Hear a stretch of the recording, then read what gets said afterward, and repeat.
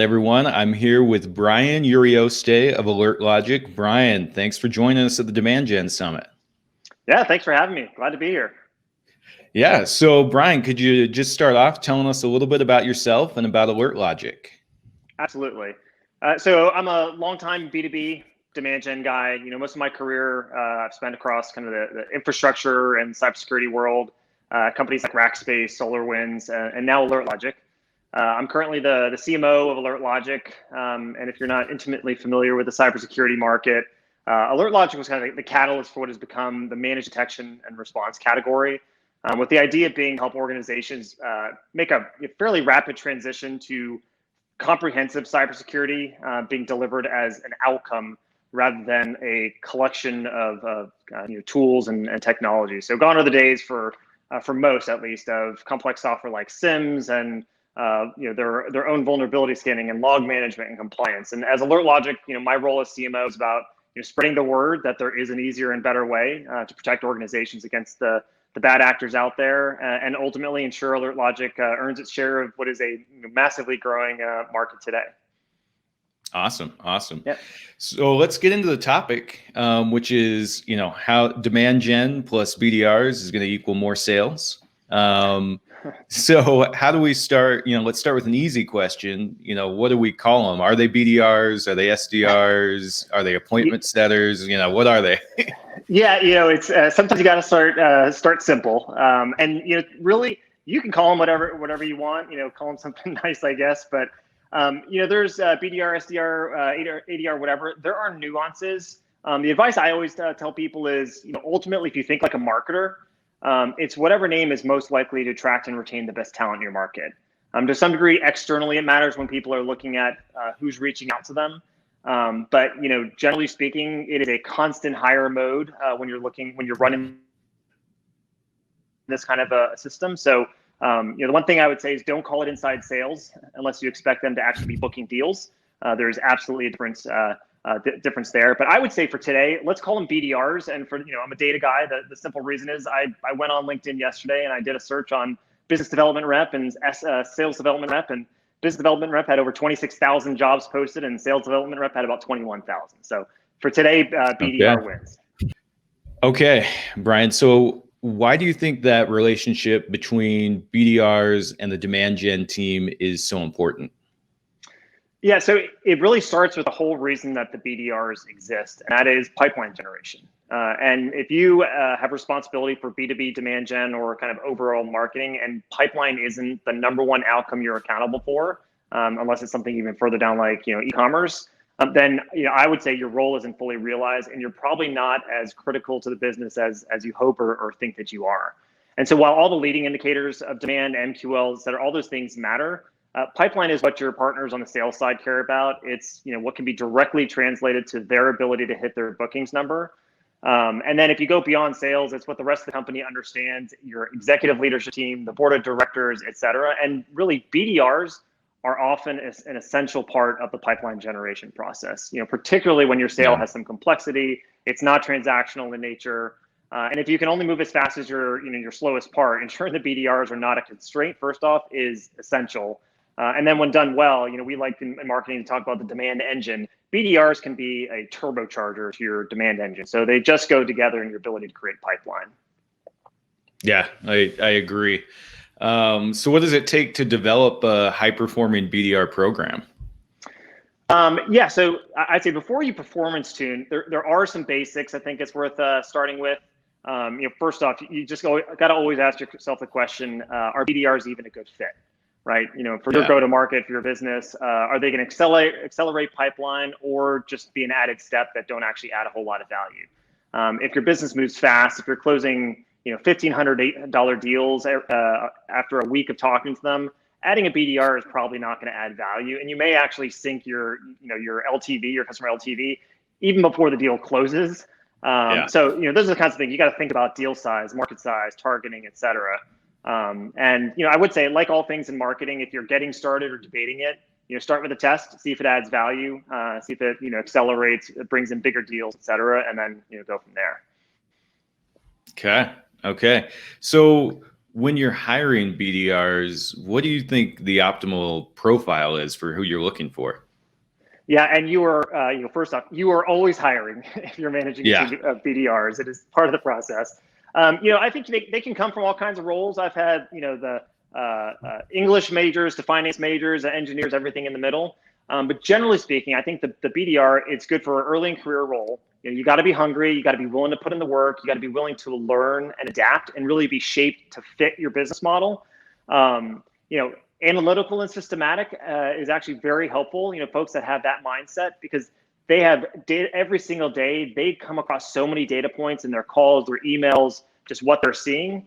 And so really being able to dial in over time is really, really helpful. Some of the best BDRs that I've worked with have been heavy note takers.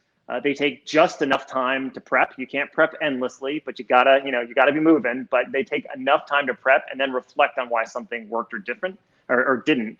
And oftentimes things don't. And I think that is an important part just from a characteristic. Failure is part of the role. I like to typically think of it as more micro failures. It's part of the process, and it's something to be learned, and folks that can handle that and not take it too personally are a great fit for the role. Yeah, it is. I would agree with you. It is a tough role. Yeah. And if you're in the role too long, it probably means either no one ever saw the potential to elevate you up, or you found a comfort zone and you're kind of sitting at the middle of the pack, and you just don't have aspirations to do too much more. There absolutely are exceptions to that rule. But especially even hiring people in, if someone's done the BDR job multiple times, there's benefit because they understand things about how it works. But that role is typically 12 to 18 months. Maybe you can stretch it to 24. So you may spend the first 6 months of bringing somebody on, retraining them how to work in your environment, your motion, and at the end of the day, wasting a lot of opportunity. Yeah. So with success, how should you think about that when you're hiring BDRs? So two things I typically think about. Number one, BDRs should be highly metrics driven. And I'll say it twice. The BDR program, and it's a program, needs to be metrics driven. Yeah. And there's a difference there. Many BDRs, first off, are going to go into sales after. So having a very objective target is just how they roll. It's motivating.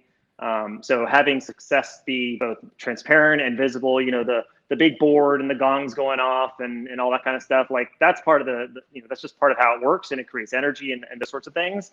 And healthy competition is a great thing. But like any program, tracking activity, leading indicators, it's really quite valuable. It provides helpful context for evaluating rep performance, campaign performance, looking at call volume. It's a good thing. It's not what you're solving for, right? At the end of the day, the goal, it's not the activity, it's creating pipeline. But if you don't understand, what's leading up to the pipeline, then you have a hard time, optimizing that over time. But look, I'll say it, at the end of the day, if I have a BDR that's hitting 200% of their pipeline goal, I wouldn't say I don't care at all how they're getting there. I definitely want to see how they're getting there, but I'm not going to give them a hard time if they've made a few fewer calls than everybody else. And then so that's one thing. It's got to be metrics driven. And then the second thing is, where I started at the beginning, we are in a shared mission.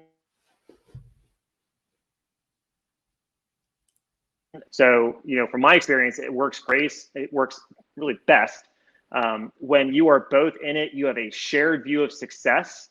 So it's not, hey, marketing crushed the MQL goal and they're off having margaritas, and the BDRs are feeling like crap because they didn't hit the number and sales missed bookings. Like, that is not an equation that works out. So really having a shared goal just means I know there's things that I'm dependent on you on and you are dependent on me on for.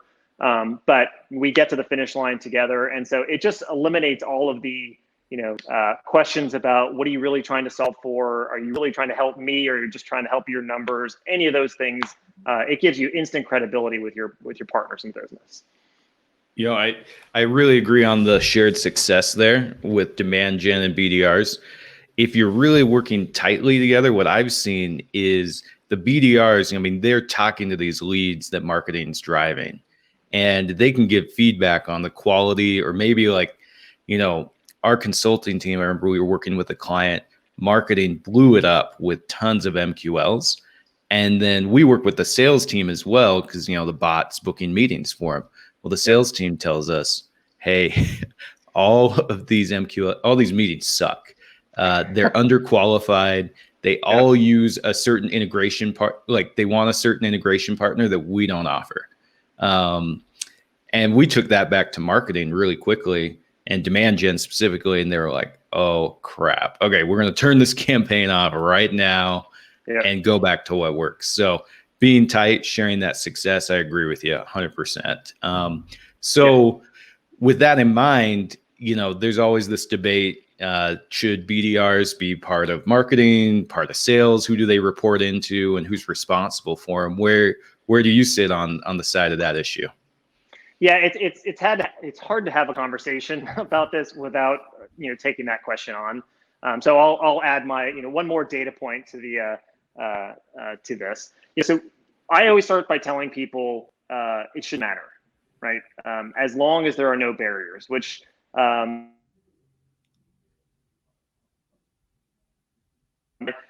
I believe it. I've lived in both kind of both models. You know, based on shared goals, right, and the way that you need to work, as long as the BDRs and demand gen can work closely and really feel like they are solving for the same thing. And, you know, the scenario you just described, it's not, you know, your MQL suck and marketing team is like arguing for the point of arguing that, you know, you called my baby ugly and it's because my baby is the MQL, right? Like if that's the case, then it does actually matter how you're organized. But as long as you have the ability to, you know, to have shared goals and to work really close, and there not to be artificial separation between the teams, I don't think it works. And I'll tell you, I actually think there's a benefit to the BDRs reporting into sales, in that there's kind of instant credibility with the AEs down the line, right? Yeah. These are our folks, you know, the part of our team, the BDRs. So what they're working, they're part of our process. It's hard to call our process bad. You know, the head of sales feels, you know, a natural sense of ownership for what they're doing. But, you know, if you put me in a corner and said, choose, how would you prefer to do it? I'm generally more inclined to say that I think they're best off being in marketing. You know, at the end of the day, it goes back to the mission. And, you know, I want my head of sales to be thinking about closing deals and bookings. That's what the board is going to ask them about. And, you know, I want to take the pipeline piece off of them and say, look, let's shake hands and say, I'm going to own the pipeline. I'm going to do everything. It's, you know, I know we're going to have to work together. Nothing happens, you know, in one silo, right? But if I owe you pipeline, it just creates a real clarity, real accountability, and a really good working relationship. And then for me as a CMO, man, I can take that back to the rest of my team and say, again, going back to your examples, like MQL is great. We hit 125%. What does the pipeline dollar number look like? Yeah. And if we're not achieving that, you know, just creates a lot of clarity. Yeah, I tend to agree with you. I think it works both ways. But having it in marketing, if pipeline's really what you're delivering, it totally makes sense to just have the BDRs there reporting to marketing. So I think we've nailed the basics. What are your expert level suggestions for elevating performance? Expert level. All right. Well, so in the amount of time we have, let me give you a few things I would highlight. You know, first off, just circling back, I think of the BDRs as a marketing channel, right? And not to overly simplify, but, you know, that's how I think about their role. The huge advantage of this channel is that they have the benefit of humans and brains and emotions and, you know, and whatnot, perception. They can think, they can adjust, they can relate to buyers. And as cool as we like to think of our MarTech and, you know, all the AI and intent, you know, fancy intent signals, all this sort of stuff, there's just something special about having a human involved today. You know, maybe someday Cyberdyne will change all of that. We'll wait for that to happen. So, you know, a BDR program really can be optimized in a similar way to other demand programs, just keeping in mind the unique elements of it. And so you want to make sure that you're optimizing every single touch that they have. And so there's a couple of things that I would say are kind of fit that when you want to make it really work, make sure you're doing these things. And the first one is coverage. There is, as a CMO, I'll tell you this is my view at least, there is no excuse for missing your pipeline target because you didn't have enough BDRs. No, it's just not an acceptable excuse. It is a known fact over time that some of your BDRs are going to get promoted. Let's hope, right? Others may just never reach full potential.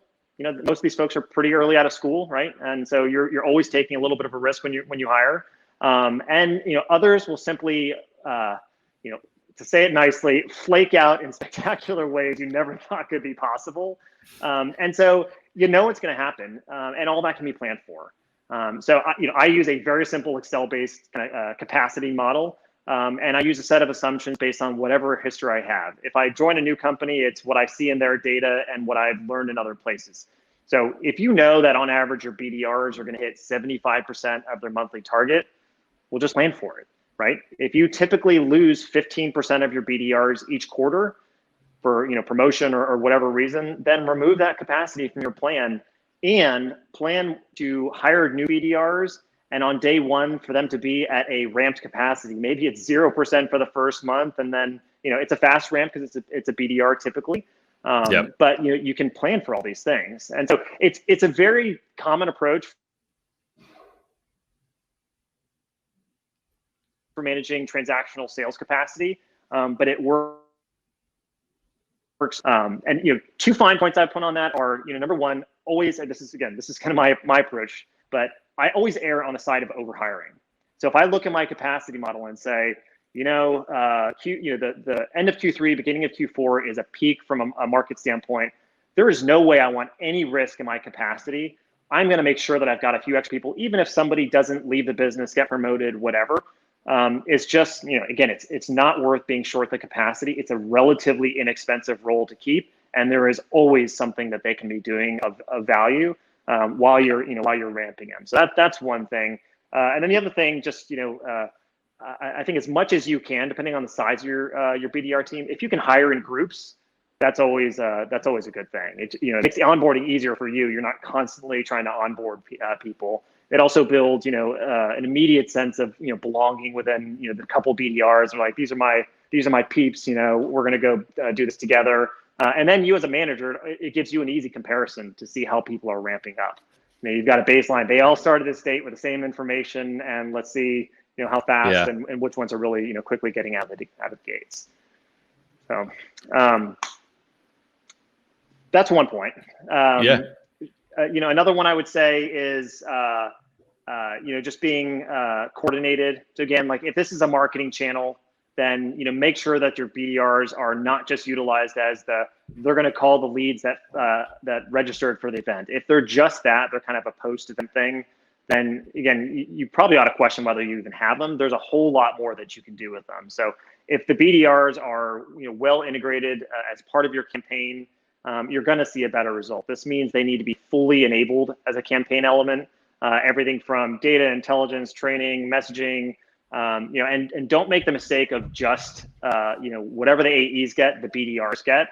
The BDRs have a different role. They're doing discovery, prospecting, qualifying, things that oftentimes the AEs aren't doing. So for me, the BDRs get, as much as possible, the gold standard of the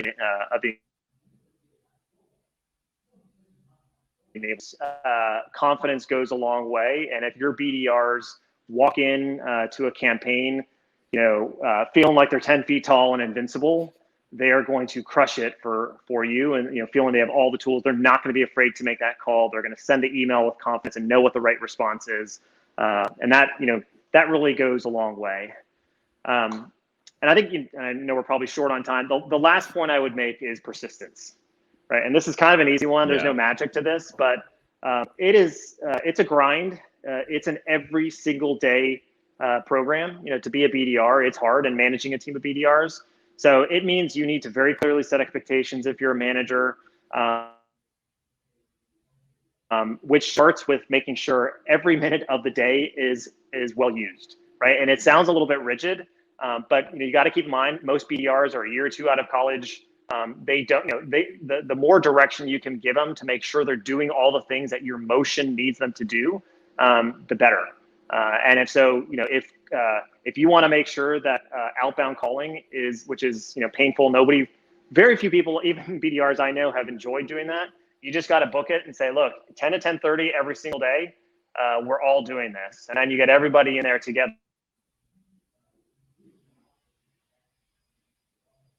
Time versus central time, you're like, look, it's much better when we're all in it together and we're feeling the pain together and we're celebrating the victories together. And then afterwards, we're all getting together and saying what worked, what didn't work. Let's laugh at the failures and celebrate again, kind of what worked well. And so, lastly, since it is so hard, I think we got to make sure not to forget to appreciate them. Right. Everything from the little things, coffee, food, I guess we can, Uber it or Grubhub it to them today. But, just doing those sorts of things, bringing food in, small spiffs for whoever made the most connects on a call day, or when the team hit the end of month number, whatever it takes, just make sure that you appreciate them. Honestly, there is no role I appreciate more in the demand engine, just because of how hard it is and how much we ask of them, and also how critical it is. I can't get to pipeline if I don't have that role, killing it. Yeah, I agree, Bryan. It's a tough job, but you got to have them. So I tip my hat to anybody that really does their best to excel as a BDR. Not an easy job. Okay, well, thank you so much, Bryan, and we appreciate all the insights. And if someone wants to get in contact with you and continue the conversation or learn more about Alert Logic, what's the best way for them to reach out? You can just hit me, Bryan.Urioste. My name is spelled there, at alertlogic.com. You can find me, Twitter, LinkedIn, anywhere. Happy to respond and interested in the conversation. Okay. Thanks, Bryan. All right. Thank you.